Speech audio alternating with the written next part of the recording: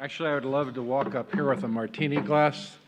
I love martinis, but with this rehab and the cane, I just have them trained to walk upstairs with a cane in one hand and a martini glass in the other, so I'll have to work on that.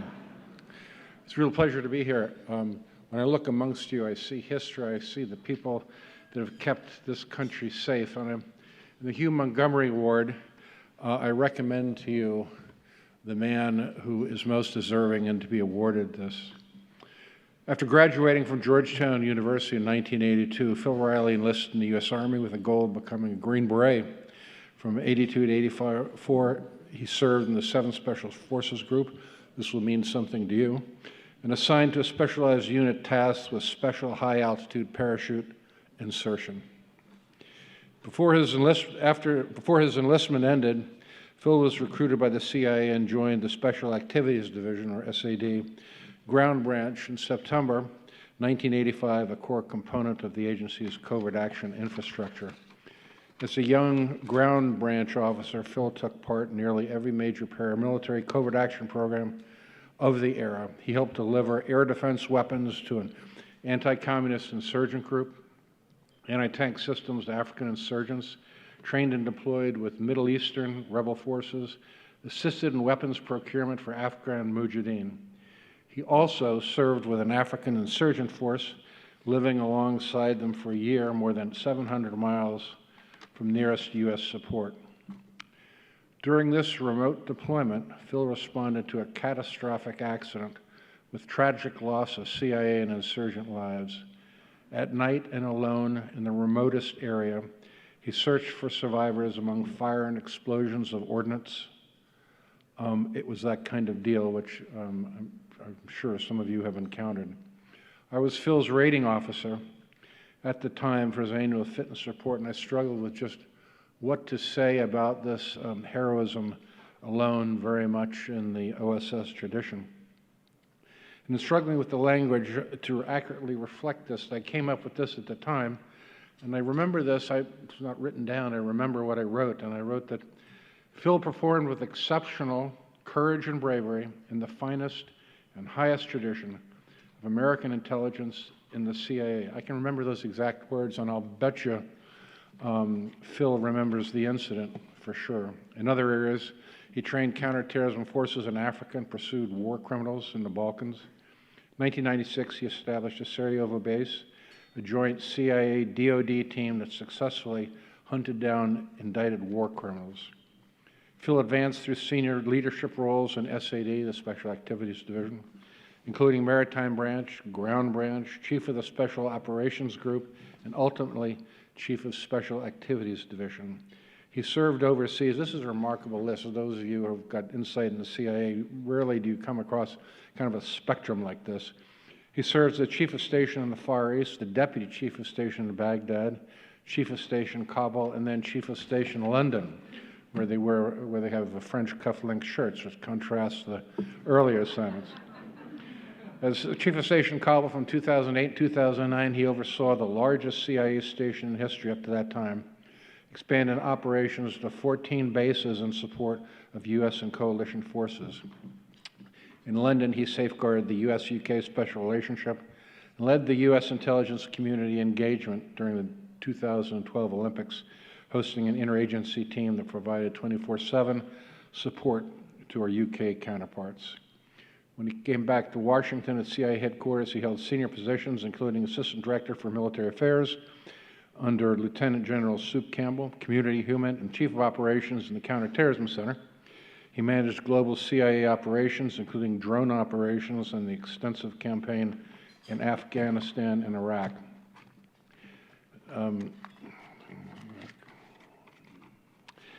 After 9/11, Phil was named the deputy of the Jawbreaker team. This is the group that entered Afghanistan on September the 26th, 2001, just 15 days after the attack.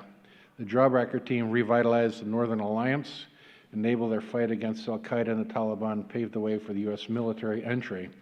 In October, Phil and his colleagues established the first helicopter landing zone and received the initial wave of U.S. Special Forces. I should add that Phil's initial team and their entry into Afghanistan was behind enemy lines, without any supporting search or rescue. If you get in trouble, you have to get yourself out. Like the USS teams entering Nazi-occupied Europe, this time it was by helicopter, not by parachute. When the President asked in a small meeting shortly after 9/11 how long our joint counterterrorism operation in Afghanistan would take, we responded that once teams are fully deployed on the ground, it should go in weeks, which I might add is pretty much damn well what happened. The President asked, "Can you really do this?" "Mr. President, there's not a doubt in our mind," and off they went.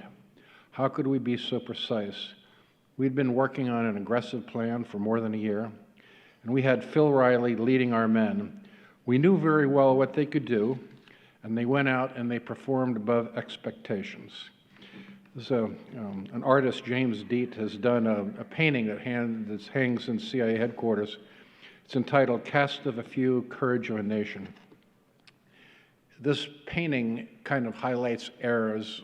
This is the current one, but there are ones from OSS and the rest. And the object of this painting is to highlight the limited number of personnel, the immense courage, and the impact of their efforts. And it honors the collaborative efforts between CIA officers, the U.S. military, and our local insurgents. In closing, Phil Riley's career stands as a testament to what it means to serve in the shadows. From the mountains of Afghanistan and those heartbreaking days after 9/11 to countless hard days before and after 9/11, Phil embodies the warrior-scholar tradition and defines the agency's finest. He's that rare individual who could lead men through the most dangerous terrain on Earth one day and provide the nuanced intelligence analysis that helps shape policy next. Phil's teammates trusted him with their lives. His superiors turned to him for the most important operations. On behalf of the colleagues who stood beside you in harm's way, those we have lost like Gary Schroen and Mike Spann, and on behalf of those future officers who will follow the trail you blazed, and especially myself, I thank you.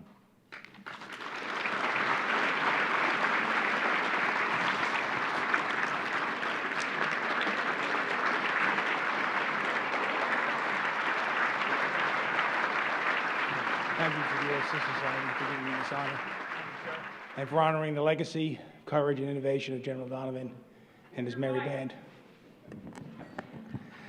I also want to thank Mike Vickers, a friend of mine who likes me for some strange reason, but has been a big proponent and supported me for this award.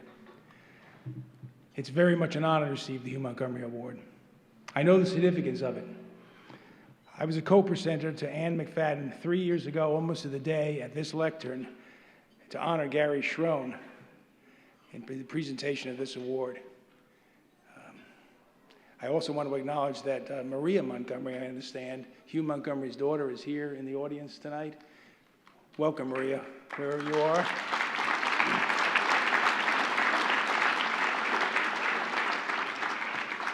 I remember briefing your dad back in the day, a long time ago, about 30 years ago, in the headquarters building, a long forgotten project. But I remember going to that meeting. It was daunting. Here it was, a guy with an ambassador in front of his name, 8 languages, Harvard University, and he also was in the OSS. But the man was a gentleman and a scholar, and a pleasure to meet and talk with. I'd like to recognize my other awardees here this evening, General Fenton, Ambassador Crocker, and Paula Doyle. It's an honor to be ranked amongst you this evening. And to Kofor, you have so many skills, such an honor, but you added a skill tonight. It's a skill of hyperbole.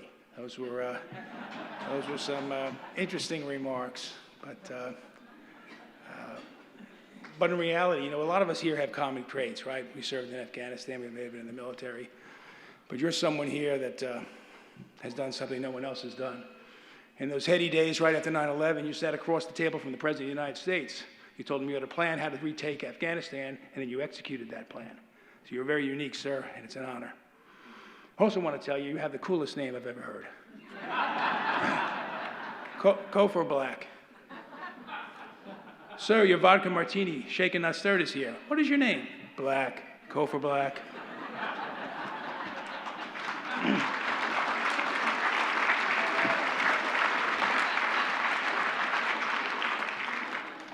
I'd like to give a shout out to some of my overseas guests from the United Kingdom and also from Israel. They're over there at tables 11 and 12, and I suggest if you have a security vetting or background investigation underway, don't go to tables 11 and 12 this evening. And last, I'd like to acknowledge my family here spread out in the audience today. This honor belongs as much to you as to me. All the absences, all the missed family milestones, I couldn't have done without you, and I love you for it.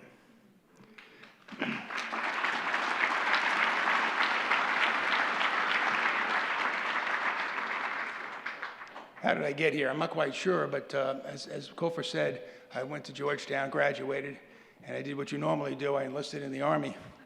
I wanted to be a Green Beret. I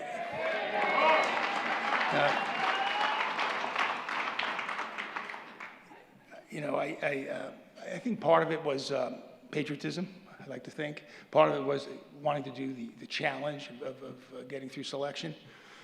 But I think I could admit in front of this small, intimate group that I think it was that damn movie, The Green Berets.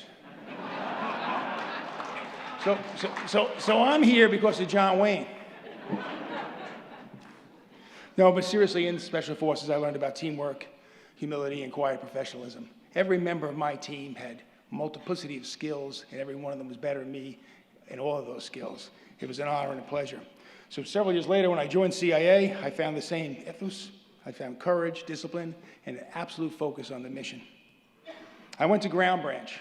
Ground Branch was a small unit at the time.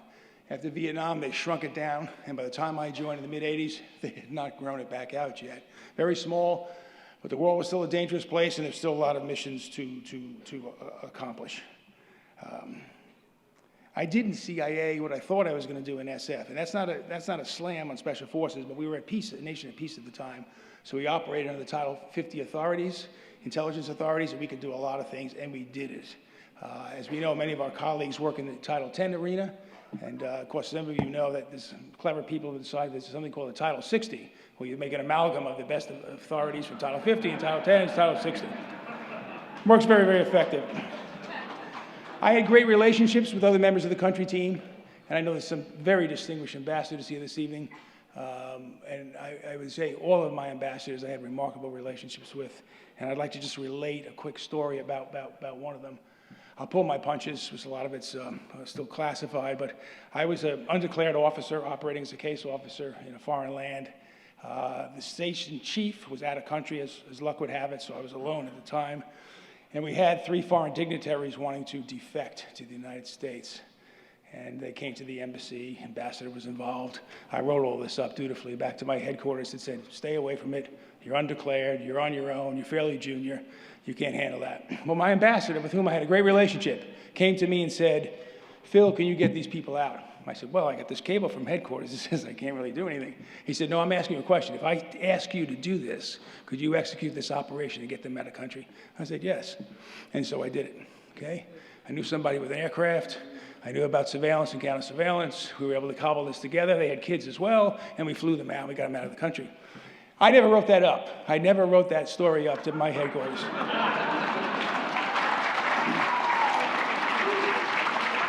But the point of that is that the trust was there. I knew that it had gone really badly for me. That ambassador would have backed my play, and I wanted to support him. You know, for me, I'm a simple guy, right? If you're the president and you're the president's representative in a country, and I'm under there, that's a pretty linear, that's a pretty straight line, okay? I also want to say the pleasure it was over the years working with our allies, both military and intelligence. And while countries sometimes will have tensions, could it be over trade, could it be over foreign policy, at that SOF, special operations, and at that intelligence level, there's a great consistency, and it stays the same, and we stay very, very close.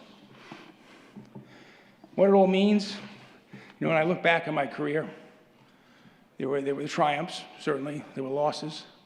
There were hard exits from Afghanistan to Africa, from Central America to the Middle East. We lost lots of great colleagues, both CIA and U.S. military.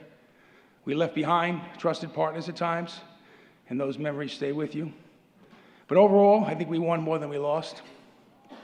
And I'm proud of all that I engaged in. And normally in something like this, you're supposed to impart some wisdom that you've gleaned over my 65 years. Well, I don't think there's anything profound here. Just the first things that came to my mind. Trust your gut. Trust your gut. In this age of AI, ChatGPT, and data-driven management, trust your gut. It stood me well. In crisis, it brings clarity. What am I talking about? Some of us have been in extremist situations where all the chips are down. Could be an aircraft crash. Could be loss of colleagues in a firefight.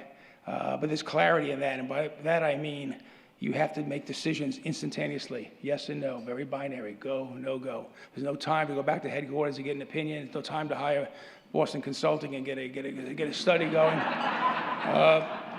You got to move, and you got to move quick. And the last is from the Captain Obvious school, I guess. It's take care of your people. I've often been cited, actually recently,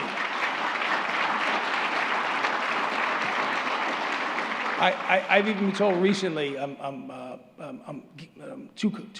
take care of my people. I have loyalty to a fault. And I always, when I hear that, and I hear it frequently, I say, but you can have a fault. That's a good fault to have. Because they will stick with you, your people. And when I say this, I'm thinking of the young officers I had, and I'm thinking specifically Iraq and Afghanistan, and the enthusiasm and the energy and the will to just want to do the hardest jobs. All-nighters, go to the most dangerous places. It was an absolute honor. Their courage, their humor. You know, I'm in the private sector now for 10 years. You juxtapose that. You ask some people nowadays in the private sector to work beyond 5 o'clock, you'll get some wrinkled noses, you may get the HR people involved, but it was an honor and a pleasure. So I accept this award for what it represents, not necessarily for my past deeds, but it's the unbroken lineage from the OSS down through today and today's generation. I'm not one of those old guys who complains about the new generation. Well, maybe the new music, but not the new generation. Because they're brighter, they're more credentialed, they're more capable than I ever was, and that gives me peace of mind. They have core values of integrity, courage, and service, and mission focus. So for all of those who still serve in the shadows, thank you for keeping the faith and carrying the torch, and thank you for honoring me with this award.